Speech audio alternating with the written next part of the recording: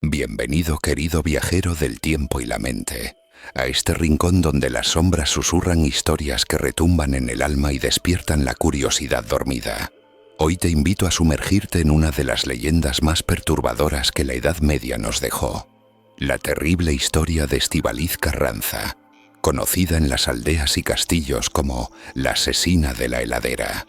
Antes de seguir, si te gusta perderte en relatos que despiertan emociones profundas y enigmáticas, regálame un like y suscríbete para que estas historias nunca dejen de llegar a ti.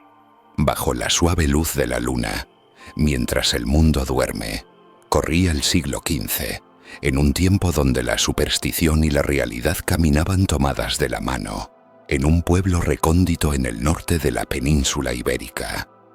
Allí, la heladera no era un artefacto moderno como hoy, sino una cámara de hielo natural, una estructura secreta cavada en la roca para conservar alimentos y medicinas, un tesoro invaluable en las largas noches de invierno. Estíbaliz Carranza, una joven criada en esas tierras frías, era conocida por su habilidad para manejar aquel refugio de frío eterno. Pero la tranquilidad era solo un velo que cubría un secreto más oscuro que las cavernas heladas mismas. Se decía que dentro de aquella heladera algo más que alimento desaparecía sin explicación. Los aldeanos, atemorizados y murmurantes, comenzaron a tejer historias sobre aquella mujer que había pasado de ser una humilde cuidadora a la sombra que acechaba entre bloques de hielo y susurros congelados. ¿Cómo podía alguien causar temor en un lugar donde solo reina el silencio y el frío?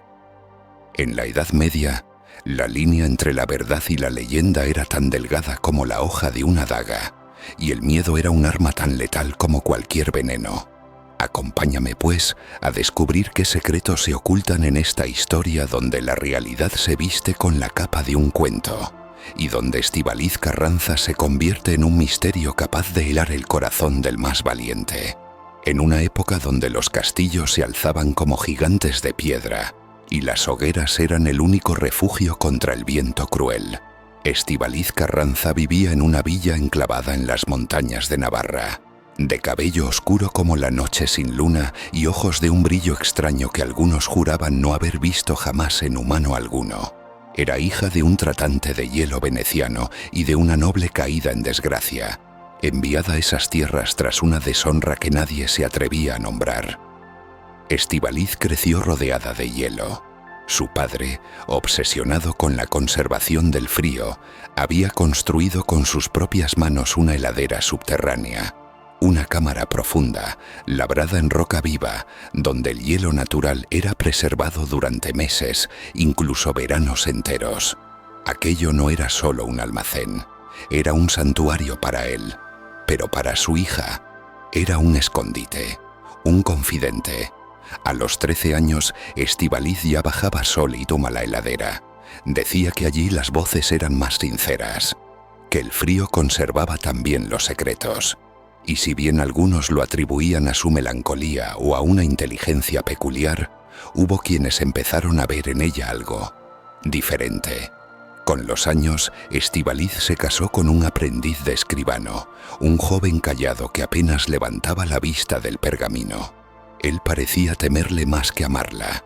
En el pueblo los rumores empezaron a crecer como la humedad entre las piedras, que lo maltrataba, que lo encerraba, que no lo dejaba salir de su casa sin permiso. Y luego un día cualquiera, él desapareció. Se fue a Toledo a servir a un noble, decía ella con una sonrisa contenida, pero nadie lo había visto partir. Nadie oyó los cascos de su caballo en la madrugada, ni el crujido del portón al abrirse, solo el silencio y un tenue olor a almendras amargas, como el veneno que los alquimistas prohibían usar en los conventos. Pasaron los inviernos y otro hombre apareció en su vida, un comerciante viajero, de alma libre y risueña, que decía haber conocido a Estíbaliz en un mercado de Pamplona. Se enamoró de su mirada profunda y su extraña forma de hablar. Se decía que escribía versos a la luna y le recitaba encantamientos antiguos que parecían embrujarlo. Pero en menos de un año, aquel hombre también desapareció. cuando las autoridades del reino, alertadas por las cartas de una monja del convento vecino, quien aseguraba haber visto a Estíbaliz deambular por la heladera con una pala y una lámpara, fueron a inspeccionar aquel recinto helado, descubrieron algo que el tiempo no había logrado ocultar. Bajo las capas de hielo, envueltos en bolsas de lino como si fueran mercancía, yacían restos humanos cuidadosamente embalados. No uno, no dos, varios, como si el frío fuera su ataúd, y la heladera, el sarcófago perfecto. Los sabios del reino, los pocos médicos que entendían de anatomía, confirmaron que los cuerpos tenían heridas provocadas por armas filosas, pero no de guerra. Eran cortes limpios, precisos, hechos con mano firme y paciencia, como si quien los hubiese causado lo hiciera sin prisa, sin temor, con costumbre. En aquellos tiempos oscuros, la justicia se administraba con espada, pero también con superstición. Y la pregunta que comenzó a recorrer las tabernas, los conventos y hasta las cortes lejanas fue una sola. ¿Era Estíbaliz una asesina o una criatura nacida del hielo, incapaz de sentir el calor del alma humana? Y fue entonces cuando surgieron nuevos relatos, más escalofriantes, donde los aldeanos juraban haber visto luces moverse en la heladera por las noches. Luces que no respondían al fuego, ni al sol, ni al aceite. Luces que parecían recordar. Muy bien, que las antorchas permanezcan encendidas, porque lo que viene ahora te guiará más profundo en las cámaras ocultas de esta historia, donde el hielo no solo conserva, sino también sentencia. Tras el hallazgo de los cuerpos, la villa entera se sumió en un miedo antiguo, ese que nace no del peligro inmediato, sino del reconocimiento lento, helado, de que el mal puede llevar un rostro conocido. Estíbaliz no huyó, no lloró, no gritó su inocencia, solo dijo una frase que hasta hoy, siglos después, algunos repiten en voz baja: el hielo no juzga, solo espera. Fue encerrada en la torre más fría del castillo del vizconde, custodiada día y noche por 2 soldados que, aún armados, jamás la miraban a los ojos. En las noches, decía uno de ellos, la oían hablar en susurros, pero no consigo misma, sino con alguien más, alguien que no podía verse, o que ya no pertenecía a este mundo. Uno de los sabios enviados desde Zaragoza, un hombre instruido en lo que él llamaba las ciencias ocultas de la mente, intentó hablar con ella. La interrogó durante horas, anotando cada palabra con una mezcla de fascinación y espanto. Estíbaliz no negó los crímenes, tampoco los confesó del todo. Respondía con historias, con fábulas, con metáforas que parecían extraídas de antiguos grimorios o pergaminos de alquimistas. Mi primer esposo tenía el alma hecha de escarcha, decía. Era tan frío por dentro que no supo morir como los demás. Tuve que enseñarle, y sobre el segundo, solo murmuró. Él trajo fuego, pero el fuego no tiene memoria. Algunos pensaron que había perdido la razón, otros que hablaba en códigos, pero lo que más desconcertaba era su calma, esa forma de observar como si todo lo que la rodeaba fuera una ilusión, un teatro, como si su lugar natural fuese en lo profundo, junto a sus secretos, en ese templo helado donde lo que muere nunca termina de irse. La historia tomó un giro aún más inquietante cuando uno de los monjes encargados de las escrituras judiciales, un anciano respetado por su devoción y honestidad, se negó a continuar copiando el testimonio de Estíbaliz. Lo dejó a medias, empapado en lágrimas. Cuando le preguntaron por qué, solo dijo: porque las palabras que esa mujer pronuncia no deberían escribirse, son un conjuro. Fue en esos días que desapareció un nuevo criado del castillo. Nadie oyó nada, nadie vio nada. Solo encontraron su escapulario colgado de la puerta de la heladera, como una ofrenda o advertencia, y la lámpara del recinto, encendida, aunque nadie la había prendido. Los aldeanos empezaron a decir que Estíbaliz no era humana, sino una bruja del hielo, enviada por los antiguos espíritus de la montaña para castigar a los hombres que rompían los juramentos del corazón, que cada cuerpo en la heladera era un hombre que había fallado a su palabra, a su amor o a su destino, que ella no mataba por rabia, sino por justicia, una justicia fría, silenciosa, implacable, y mientras en la corte se debatía si debía ser colgada, quemada o enterrada viva, como se hacía con los seres impuros, una tormenta de nieve insólita fuera de temporada azotó la región por 3 días y 3 noches. Durante esa nevada, la torre donde Estíbaliz estaba encerrada desapareció. No fue destruida, no colapsó, solo dejó de estar, como si jamás hubiese existido.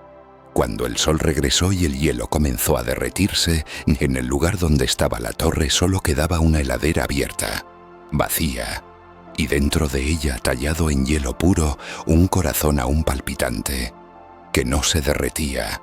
Y desde entonces, cada tanto, en las tierras altas de Navarra, cuando el invierno llega antes de tiempo o el frío se cuela donde no debería, alguien recuerda la historia de Estíbaliz Carranza, la asesina de la heladera, o quizás la sacerdotisa del hielo. Tras la desaparición de la torre, muchos en el reino exigieron una explicación.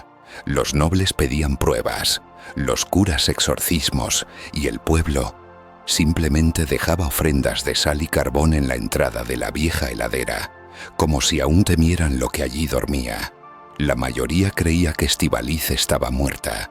Otros, los más viejos, afirmaban que simplemente había regresado a su elemento, como el agua que se evapora, pero no desaparece. Pero entre los documentos sellados por los escribas del castillo quedó una carta. No estaba firmada, pero la caligrafía era la misma que la del testimonio que el monje se negó a copiar. Decía: «No soy el monstruo que temen, ni la víctima que desean. Soy la consecuencia. Soy lo que ocurre cuando la promesa de amor se rompe más veces de las que el alma puede reparar». Los sabios de la época, incapaces de entenderla, la sellaron en los archivos prohibidos. Pero un joven boticario, aprendiz de herbolario, encontró aquella carta años después y, fascinado por el enigma de Estíbaliz, decidió investigar más. Viajó por los caminos de Castilla, Aragón, hasta incluso cruzar los Pirineos, recogiendo leyendas de mujeres que hablaban con el hielo, de amantes desaparecidos y de heladeras donde los cuerpos no se pudrían, sino que se conservaban intactos, como esperando juicio. En uno de sus viajes encontró a una anciana en las montañas del norte que afirmaba haber sido sirvienta en casa de Estíbaliz. Su voz era quebradiza, pero sus ojos no habían olvidado. Dijo que la primera vez que vio a la señora bajar a la heladera no llevaba alimento, sino un libro, un tomo de cubiertas negras, sin nombre, y que allí pasaba horas murmurando palabras en un idioma que ningún clérigo reconocía. «Ella hablaba con los que no están», dijo la mujer, «y les prometía descanso, pero solo si ellos se entregaban por completo, no al amor, sino a ella, porque el amor la había traicionado demasiadas veces».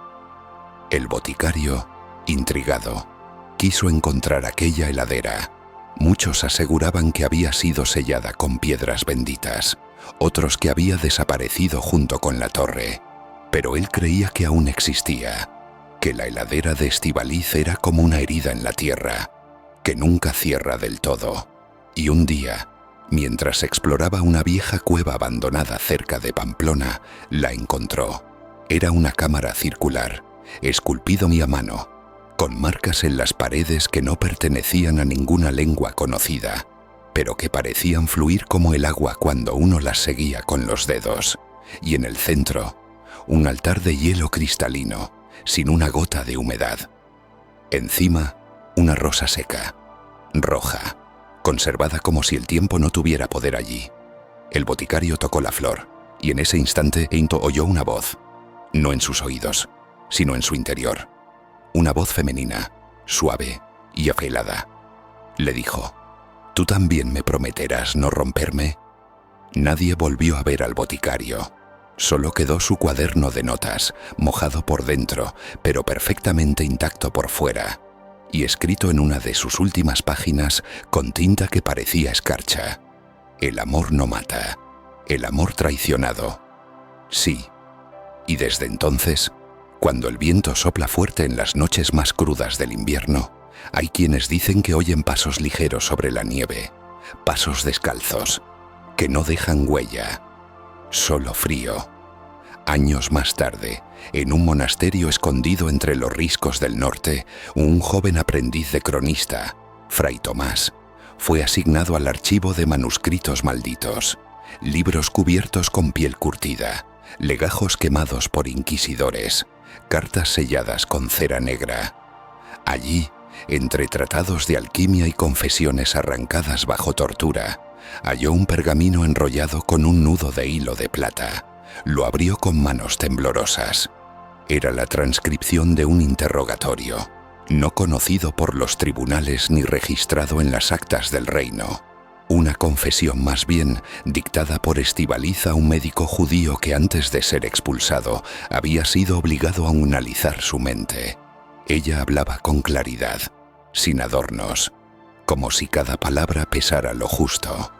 «Mi padre me enseñó que el hielo no es enemigo del hombre, es el último refugio. Lo que tú llamas asesinato, yo lo llamo conservación.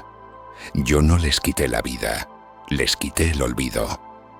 El médico había notado que ella no mostraba signos de delirio, que su mente era aguda, lógica, pero que su corazón, simplemente, no respondía.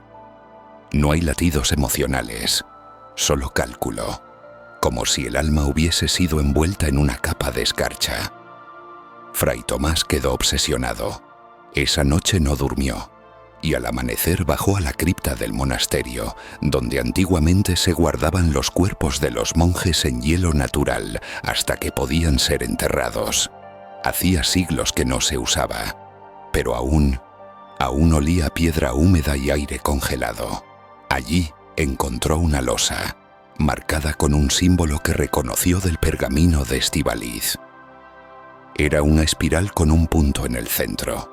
Lo había visto también en el cuaderno del boticario desaparecido, en las paredes de la heladera y en un manuscrito perdido de medicina morisca sobre la preservación de tejidos. Era una señal, y debajo de aquella losa, con gran esfuerzo, halló una caja de hierro con dos cosas dentro: una daga de hueso tallado y un frasco de cristal con lo que parecía agua, pero que no se movía al agitarla. Estaba inmóvil, como si incluso el tiempo mismo estuviera atrapado allí dentro. Fray Tomás, ahora consumido por una fiebre de descubrimiento, viajó a ciudades más grandes, Salamanca, Zaragoza, incluso París, buscando más sobre esa fórmula, esa mujer, esa técnica. Y con cada pista, más claro le quedaba que Estíbaliz no era solo una asesina de hombres, era, sin saberlo, una adelantada, una alquimista del cuerpo, una maga del frío. Pero el mundo de entonces no quería alquimistas, ni científicas, ni mujeres que desobedecían las reglas, así que su historia se convirtió en mito, su crimen en leyenda, su nombre en susurro. Pero las piezas estaban allí, esperando a que alguien las ensamblara, y Fray Tomás no fue el único que intentó hacerlo. En Viena, siglos después, una heladera moderna sería descubierta con cuerpos desmembrados ocultos dentro. Y aunque aquello ocurrió en pleno siglo XXI, muchos estudiosos notaron la similitud entre los métodos de aquel crimen y las descripciones medievales del caso Carranza. La asesina de Viena se llamaba también Estíbaliz Carranza, dueña de una heladería, estudiante brillante, pareja de hombres que desaparecieron, hasta que el olor a descomposición despertó las sospechas y se descubrió lo que había intentado ocultar bajo el hielo: dos cuerpos, cortados con precisión, ocultos en cemento y frío, como si la historia se hubiera repetido. ¿Coincidencia? ¿Reencarnación? ¿O acaso la historia nunca dejó de escribirse, solo cambió de disfraz? Lo que una vez fue leyenda, puede que solo haya sido un ensayo de lo que vendría después. Y ahora, querido oyente, dime, ¿quién conservará tu recuerdo cuando el mundo decida olvidarte? Los años pasaron, pero el frío, no. En ciertos monasterios, en antiguas logias médicas y entre los archivos secretos de órdenes olvidadas, aún se murmura sobre la mujer que desmembraba a sus amantes con una dulzura escalofriante y los mantenía intactos como esculturas de hielo. Y aunque los siglos intentaron cubrir su rastro con polvo, guerras y olvido, la sombra de Estíbaliz Carranza volvió a nacer. Siglos después, esta vez no como leyenda, sino como noticia. Año 2011. Viena. Una heladería pequeña, ubicada en un barrio tranquilo, atendida por una mujer discreta, de rostro amable, educación exquisita y voz suave, hija de madre española y padre mexicano. Estudió economía, hablaba varios idiomas, era culta, refinada, pero en su interior la tormenta dormía. Estíbaliz Carranza. Sí, el mismo nombre. Ella también tenía un sótano. Y también desaparecieron dos hombres de su vida, su exmarido y su nueva pareja. El primero había sido posesivo, controlador. El segundo manipulador y frío. En sus confesiones, que luego estremecerían a toda Europa, diría que ambos la hacían sentir invisible, como si su voz no valiera, como si su presencia no importara. Y un día, como si algo ancestral despertara dentro de ella, hizo lo impensable. Les disparó, a ambos, en momentos diferentes, con una pistola que había comprado por temor, decía. Y luego, usó una sierra eléctrica. Los cortó, limpió cada parte, las colocó en cubos de cemento, y luego los ocultó en el sótano de la heladería, bajo una gruesa capa de frío industrial. Allí los conservó durante meses, atendidos como si aún fueran parte de su vida. Incluso decoró el lugar con esmero. Lo llamó el spa. Era su forma de decir que estaban descansando. Cuando fue arrestada no intentó escapar, no gritó, no lloró. Confesó con la calma gélida de alguien que ya había hecho las paces con la oscuridad. El psicólogo forense que la examinó escribió en su informe: no se trata de una mente impulsiva, es control, es cálculo. Es alguien que ha decidido no volver a ser víctima, pero lo ha hecho desde la ausencia total de empatía. ¿Era una asesina moderna? Sin duda, pero era también un eco, un reflejo, una repetición de algo que ya bien había ocurrido, siglos antes, bajo el nombre de Estíbaliz Carranza en una villa helada del Reino de Navarra. Los investigadores no tardaron en notar el paralelismo. La misma fascinación por el frío, la misma obsesión con conservar lo que otros desechan, la misma habilidad para seguir con su vida como si nada hubiese ocurrido. Un historiador austríaco llegó a publicar un artículo titulado La Dama del Hielo, reencarnación o legado inconsciente, donde proponía una hipótesis estremecedora, que el trauma, el abandono y la obsesión por controlar la permanencia habían trascendido la historia, el idioma y el tiempo, y que la moderna Estíbaliz, como la antigua, no quería matar por venganza, quería que la quisieran para siempre, y si no podían quedarse, ella se aseguraba de que no se fueran. En prisión, tras dar a luz a un hijo con otro recluso, fue diagnosticada con un trastorno narcisista con rasgos límite. Hoy permanece en una institución psiquiátrica de máxima seguridad, lejos del bullicio, del calor y del olvido. Y aunque la historia parezca cerrada, hay algo que todavía no cuadra, algo que sigue latiendo bajo el hielo. Porque cada tanto, una carta anónima llega a bibliotecas antiguas, sin remitente, sin firma, solo una frase escrita con tinta azul escarchada. El cuerpo se enfría, pero el recuerdo puede congelarse para siempre. Y así, querido oyente, Hemos llegado al último suspiro de esta historia donde el frío no es solo temperatura, sino lenguaje, donde el hielo no es solo materia, sino método, y donde el amor se volvió tan letal como la hoja más afilada. Lo que comenzó como una leyenda de la Edad Media, tejida entre los susurros de monasterios y las páginas arrancadas por el miedo, encontró su eco siglos después en la realidad más brutal. Una mujer de carne y hueso, Estíbaliz Carranza, heladera de Viena, transformando el sótano de su local en una cripta de concreto y escarcha. ¿Fue todo coincidencia? ¿Acaso los traumas se heredan a través de los siglos, alojándose como virus en almas que aún no han nacido? ¿O es que algunas historias simplemente no terminan jamás? Piensa por un momento, ¿qué pasaría si no fuera la misma mujer, sino el mismo dolor? La misma herida repetida en cuerpos distintos, buscando un final que nunca llega. Quizás Estíbaliz no es un nombre, quizás es un arquetipo. La sombra de todas aquellas que callaron, que fueron ignoradas, que se sintieron invisibles y decidieron dejar su huella. No con tinta, sino con hielo y sangre. Y nosotros, espectadores de este espanto, nos quedamos con una sola certeza. La historia cuando se repite no es farsa, es advertencia.